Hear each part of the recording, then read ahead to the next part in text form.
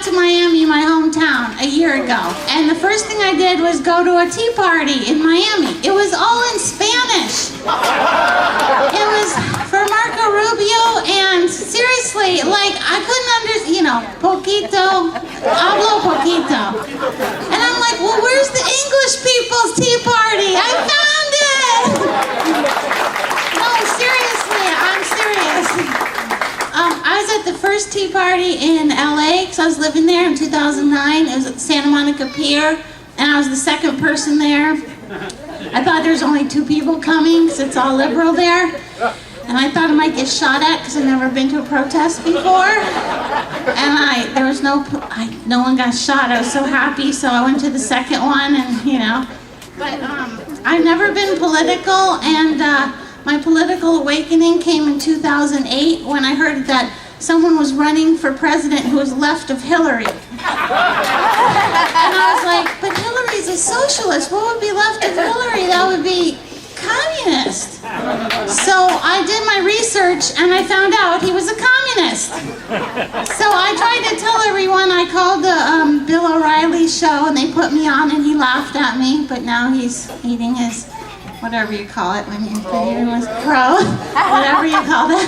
And anyway, whatever you want to call it, progressive, big government, I call it communist. I wrote a song about it.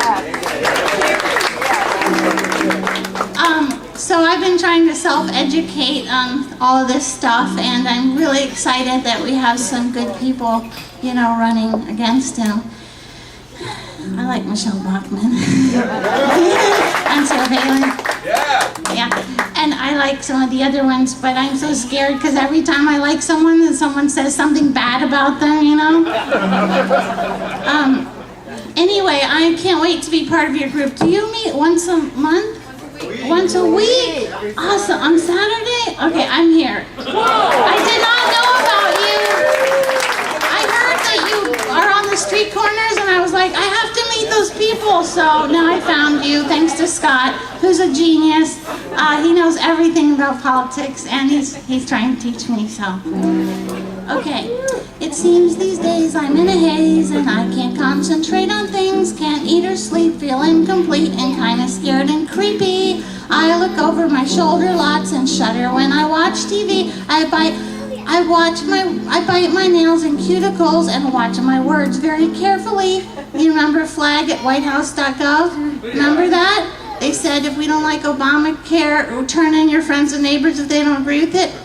I turned myself in twice. That is so communist. And then when we started to talk about it, it disappeared. Remember that? I bite my lip a lot and fidget with the buttons on my blouse. Why? Because there's a communist living in the White House. Why aren't people shocked or something? Why aren't people up in arms? Does anyone read history or see red flags or hear alarms? The streets are filled with deaf and dumb as I squeak like a mouse. There's a communist living in the White House.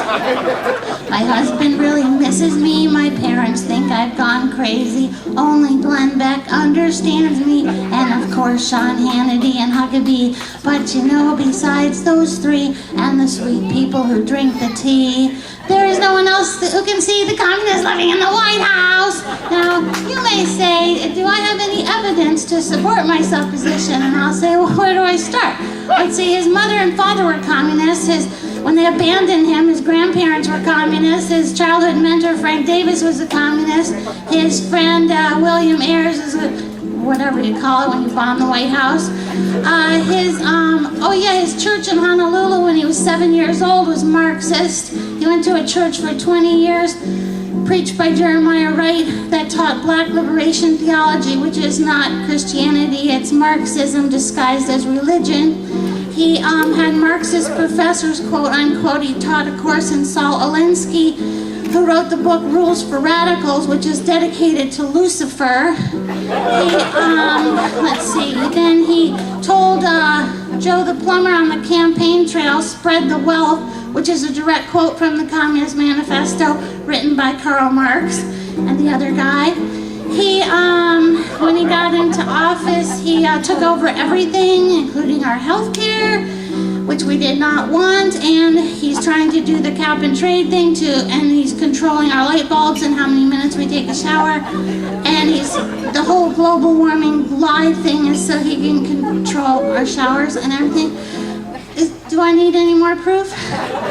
Maybe I have lost my mind or have been drugged by some narcotic. Maybe I'm in a movie called 1984, or I'm just idiotic. But if I'm in a dream fast asleep, I think I will just try to keep my eyes shut till this goes away and I awake to a happier day. When my ukulele does not play this song of dire distress and dismay, this song called "There's a Communist Living in the White House." Everybody, there's a communist living in the